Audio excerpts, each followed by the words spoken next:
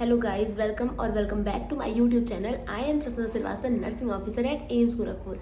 So in today's video I am going to share कि last minute में आपको north set में क्या क्या चीज़ें करनी है और क्या क्या चीज़ें अवॉइड करनी है, क्योंकि मेरे पास बहुत सारे मैसेजेस आ चुके थे। मैं काफ़ी कुछ लंबे टाइम के बाद में ये वीडियो अपलोड कर रही हूँ, तो मेरे पास बहुत सारे मैसेजेस थे लाइक नेगेटिव मार्किंग कैसे कंट्रोल करें, कितने क्वेश्चंस अटेम्प्ट करने हैं, बहुत ज़्यादा डर लग रहा है, और ऐसे बहुत सारे क्वेश्चंस मेरे पास में आए हुए थे।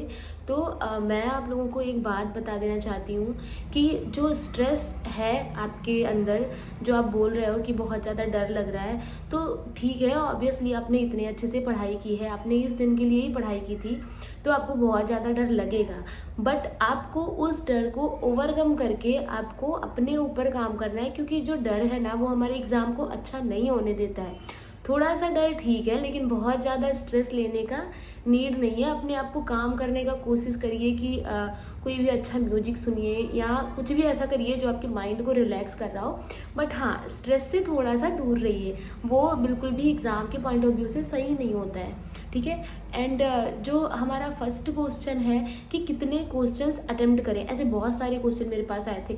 तो आप लोगों को एक चीज़ मैं बता देना चाहती हूँ कि इसका कोई एग्जैक्ट जो है डेफिनेशन नहीं है कि हम कितना क्वेश्चन अटेम्प्ट करें।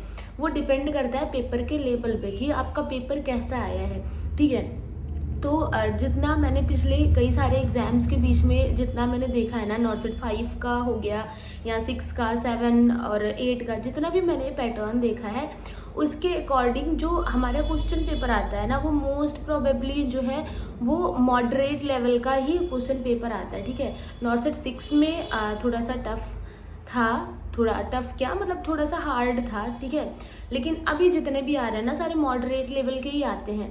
तो उसके अकॉर्डिंग आपको क्या करना है, आपका 100 क्वेश्चन का है पैटर्न, आप सभी को पता होगा जितने पढ़ाई कर रहे हो, ठीक है।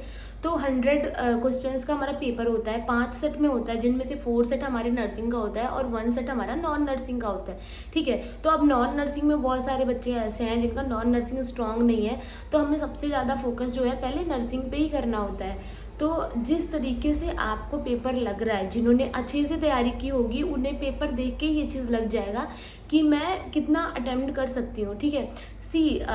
आपको अच्छे से प्रीलिम्स क्वालिफाई करने के लिए ना, मतलब आप इवन आप जनरल कैटेगरी से भी हो ना, तो भी अगर आप मोर देन 45 लेके आ रहे हो ना, 45 55, ठीक है, जितने भी बच्चों के इतने नंबर आ रहे हैं ना, 50 से अबव जनरल का मान लो आप, ठीक है।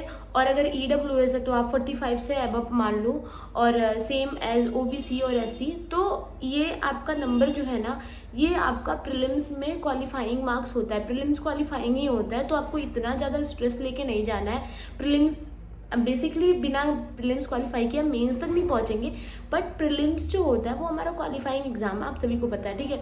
तो इतना ज़्यादा हेडेक नहीं लेना, जितना मैंने देखा है पिछले कई सारे एग्जाम्स में, ठीक है। तो जो प्रीलिम्स में बच्चे हैं ना, वो 45 46 पे भी क्वालिफाई होते हैं, ठीक है। बट आपको लोअर रेंज नहीं लेके चलनी है, आपको अच्छी लेके चलनी है। बट हाँ, जो भी 50 से अबव मार्क्स लेके आ रहा है ना, वो क्वालिफाइड हो जाता है प्रीलिम्स में, ठीक है।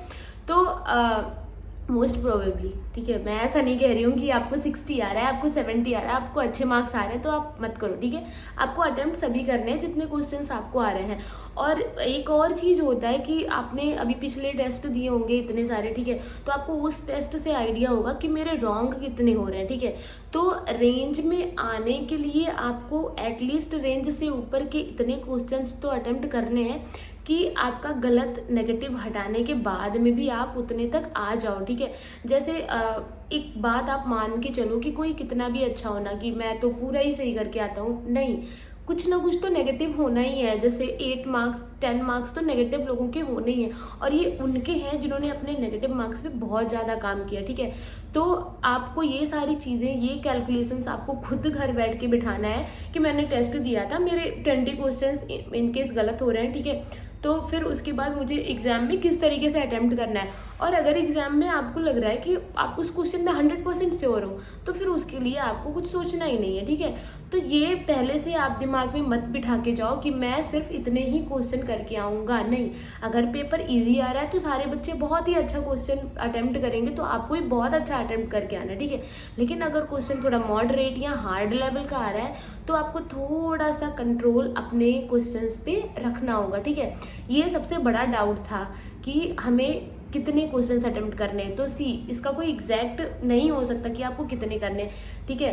फिर भी एक नॉर्मल जो है उसके लिए मैं आपको बता देती हूँ कि जिनका बहुत अच्छा है, ठीक है, नेगेटिव कंट्रोल बहुत अच्छा है, जिनके 10 नेगेटिव हो रहे हैं, 8 नेगेटिव हो रहे हैं, तो उनके लिए मैं ये बोलूँगी कि आप ईजिली, जब आपका नेगेटिव कम है तो आप ईजिली 85 से अब भी अगर आप कर पा रहे हो, आपको आ रहा है तो आप करो, ठीक है। और कुछ लोग ऐसे हैं जिनका नेगेटिव बहुत ज़्यादा हो रहा है, ठीक है, बहुत ज़्यादा गलती हो रही है, 40 नेगेटिव चले जा रहे हैं, 35 नेगेटिव चले जा रहे हैं, ऐसे भी जाते हैं। तो उनको थोड़ा सा ध्यान रख के पेपर देने की ज़रूरत है, ठीक है।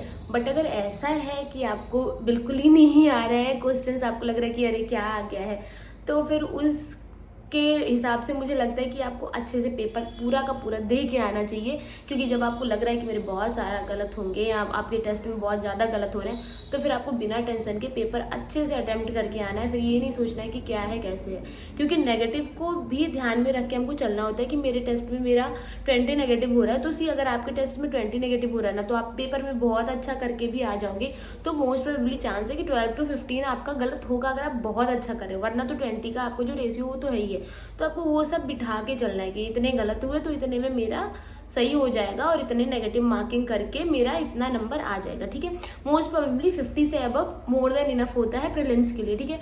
अब इसके बाद में जो दूसरा क्वेश्चन आता है ना मेरे लिए, तो इसमें मैंने आपको दोनों ही बता दिए क्वेश्चंस कितने अटेम्प्ट करने हैं, और जो नेगेटिव मार्किंग कंट्रोल का जो एक आता है ना कि मैम नेगेटिव मार्किंग कैसे कंट्रोल करें, नेगेटिव मार्किंग कैसे कंट्रोल करें।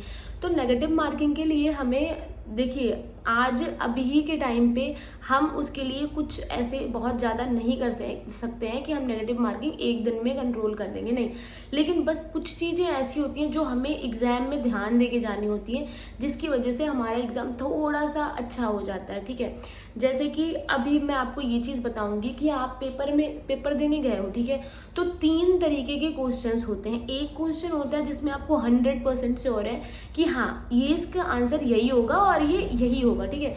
तो आपको वो क्वेश्चन बिना सोचे समझे एक बारी में ही टिक कर देना है, ठीक है। और कुछ क्वेश्चंस ऐसे होते हैं जो आपने देखा कि अरे यार ये तो मुझे आ ही नहीं रहा है, ठीक है, तो उस क्वेश्चन को आपको बिल्कुल भी टच नहीं करना है, क्योंकि नॉर्सेट का ये एक पैटर्न रहा है। जब आप देखोगे PYQs तो वो हमेशा कुछ 8 से 9 क्वेश्चंस, 10 क्वेश्चंस, वो कुछ ना कुछ क्वेश्चंस ऐसे बहुत नए डालता है जो हमने नहीं देखा होता है, ठीक है। तो वो क्वेश्चन हमारे करने के लिए नहीं होता है। हमको ये भी समझना होगा कि कौन सा क्वेश्चन हमारे करने के लिए है और कौन सा छोड़ने के लिए है, ठीक है। तो जो आपको बिल्कुल ही नहीं आ रहा है ना, उसको आपको बिल्कुल टच नहीं करना है।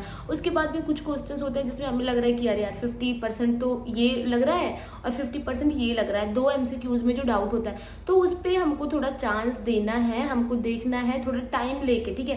पहले हमको जितने आ रहे हैं, जैसे हमारा फर्स्ट सेगमेंट ओपन हुआ, ठीक है, 20 क्वेश्चंस का, हमारे पास 18 मिनट है, तो पहले हमको वो आपने एक लाइन पढ़ा, ठीक है, आपको समझ में आ गया कि अच्छा ऐसा ऐसा है, तो हमको वो क्वेश्चन करके आगे निकल जाना, और जितने हमको 100% आ रहा है वो करने के बाद में फिर सेकेंड रिव्यू में मुझे 50-50 वाले क्वेश्चंस देखने हैं। और हाँ, जब आप सेकेंड टाइम पे चीज देखने जा रहे हो ना, तो आपने जो क्वेश्चन एक बार में टिक कर दिया है, जो आपके माइंड ने बोल दिया कि ये सही है और आपने उसको टिक कर दिया, उसको दोबारा चेंज मत करिएगा, ठीक है। क्योंकि ऐसा बहुत बार हुआ है मेरे साथ, और ये कई सारे लोगों के साथ में होता है ना कि हम एक बार उसको टिक कर दिए, फिर दोबारा से वापस जाके हमने उसको दूसरा आंसर कर दिया, और बाद में घर आके जब देखते हैं तो वो हमारा गलत होता है, ठीक है। तो ये चीज़ नहीं करना है, जो एक बार कर दिया वो कर दिया, ठीक है। तो मैंने आपको आपका नेगेटिव मार्किंग कंट्रोल क्या है थोड़ा बहुत मैंने बताया, क्योंकि ये एक दिन में नहीं हो सकता। हम पहले से टेस्ट दे के पहले से अपनी चीज़ें इंप्रूव करते हैं, बट हाँ लास्ट मिनट में कुछ चीज़ें ऐसी होती हैं जो हमको अपने दिमाग में रख के जानी है। क्वेश्चंस कैसे अटेम्प्ट करने, ये सारी चीज़ें आपको दिमाग में रखनी होंगी। टाइम मैनेजमेंट आपको कैसे करना है, ये मैंने एक छोटे सा अभी मैंने एक लाइन बीच में आपको बोला था कि आपको पहला सेगमेंट आपने ओपन किया, आपको जो 1 लाइनर क्वेश्चन है जो आपने पढ़े, आपको तुरंत लग गया कि अच्छा ये ऐसा है, तो विद इन अ सेकेंड उसका ऑप्शन आपको आंसर दे करके आगे बढ़ जाना है। और कोई ऐसा क्वेश्चन आपको लग रहा है ना कि आपको दो तीन लाइन 4 लाइन में काफी बड़ा सा क्वेश्चन है, ठीक है, आपको थोड़ा सा आपने पढ़ा, आपको नहीं समझ में आ रहा है, तो वहां पे आपको टाइम ना वेस्ट करते हुए आपको तुरंत आगे जाना है। तो जितने जितने क्वेश्चंस आपको इजिली आ रहे हैं, ठीक है, सिंगल लाइनर है या थोड़े से उससे बड़े हैं बट आपको उसका आंसर पता है, तो आप तुरंत करते चले जाओ। जो क्वेश्चन आपने थोड़ा सा भी पढ़ा ना, आपको लग रहा है अरे ये समझ नहीं आ रहा है, वहां पे आपको उस टाइम वेस्ट नहीं करना है। तो इस तरीके से आप जितना आपको आ रहा है ना वो क्वेश्चंस आप जल्दी करके फ्री हो जाओगे। उसके बाद सेकेंड राउंड में आप जा करके आपको जो क्वेश्चन नहीं समझ में आया था उसको पढ़ो और अटेम्प्ट करो। ये सबसे बेस्ट तरीका है टाइम मैनेजमेंट का, ठीक है। अब इसके बाद में फिर एक जो बहुत बड़ी चीज आती है ना आप लोगों की, स्ट्रेस, ठीक है। तो स्ट्रेस, देखिए स्ट्रेस जो है ना वो हमारे एग्जाम को कहीं ना कहीं बहुत अफेक्ट करता है। और मुझे पता है आप लोग इतने टाइम से मेहनत कर रहे हो, अपने इतने अच्छे से तैयारी कर रहे हो, आपने कितना कितना टाइम डेडिकेटेडली सिर्फ और सिर्फ अपने नॉर्थ सेट को दिया है, वो मुझे पता है। तो इसलिए मैं आपको ये कहना चाहती हूँ कि आपको स्ट्रेस बिल्कुल भी नहीं लेना है, ठीक है। एग्जाम के 24 आवर्स पहले मैं अपनी पढ़ाई बंद कर देती थी, तो मेरा भी यही सजेशन है कि एग्जाम के 24 आवर्स पहले आपको बिल्कुल भी बुक नहीं देखना है, क्योंकि हमारा सिलेबस इतना वास्ट है कि हम 24 आवर्स में चीज़ें नहीं देख पाएंगे। हमारे दिमाग में ऐसे आएगा कि अरे मुझे तो कुछ भी याद नहीं है, मैं सब कुछ भूल गई या भूल गया, मैंने जो भी पढ़ा था कुछ भी मेरे दिमाग में नहीं है। ये कॉमन चीज़ है, सबके साथ में होता है, ठीक है। बट अब जब आप बैठोगे ना एग्जाम देने, तो जो भी चीज़ें आपने पढ़ी है ना, जो आपकी कॉन्सेप्ट है, जब क्वेश्चन आएगा ना तो वो आपको खुद ही समझ में आ जाएगा। तो 24 घंटे पहले पढ़ाई बंद कर दो। कुछ एक आध चीजें जो ऐसी है ना जो आपको लग रहा है कि ये तो मुझे देखना चाहिए एक बार, उसको देखो। बाकी बहुत ज्यादा चीजें आपको देखने की जरूरत नहीं है। आपका सेंटर कहीं आसपास है तो ठीक है, कहीं दूर है तो वहां आपको ट्रेवल करना है तो आप टाइम से वहां पे ट्रेवल करो, ठीक है। रात में आप आराम से अच्छी नींद लो, उस टाइम पे आपको कुछ सोचना नहीं है, कुछ पढ़ना नहीं है, आप अच्छे से नींद लो। आपको बहुत ज्यादा स्ट्रेस हो रहा है, दिक्कत हो रही है, तो थोड़ा सा माइंड डाइवर्ट करने के लिए आप म्यूजिक सुनो या कोई अच्छी मूवी देखो।